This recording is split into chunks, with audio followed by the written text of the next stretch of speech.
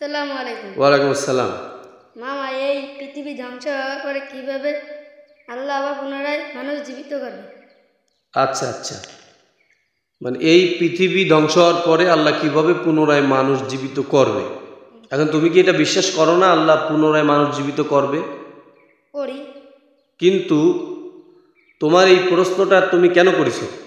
মানে বিষয়টা তুমি বোঝো না ক্লিয়ার, যে কিভাবে করবে আল্লাহ, তাই না? আচ্ছা, খুব ভালো কথা। এর সহজ উত্তর আছে। সহজ উত্তর হচ্ছে এই, যে মনে করো একজন ইঞ্জিনিয়ার, সে যখন প্রথমবার একটা বিমান তৈরি করেছে, তখন ওই বিমানটা তৈরি করার সময় তার অন্তত 5-6 বছর 10 বছর সময় লাগছে, কিভাবে কোন সিস্টেমটা কোন জায়গায় ফিট করবে এবং আকাশে সুন্দরভাবে উড়বে।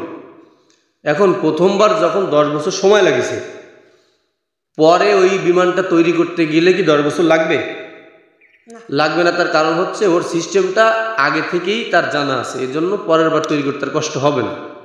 দ্বিতীয় নাম্বার হলো, তো মানুষ যে মনে করে যে এই পৃথিবীতে আল্লাহ পাঠাইছেন, আবার পুনরায় কিভাবে বানাবেন, আবার এরকম জগৎ দেবেন কিনা, আবার আমরা এইভাবে কথাবার্তা বলতে পারবো কিনা, এরকম।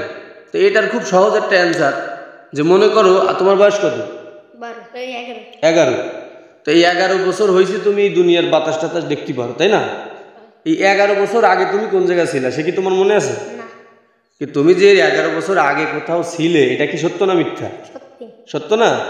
তা যেমন ওইটা সত্য, ওইটা তুমি বুঝতে পারো না, ঠিক তেমনই পুনরায় কিয়ামত দিবসে উপস্থিত হতে হবে, এটাও তেমন সত্য।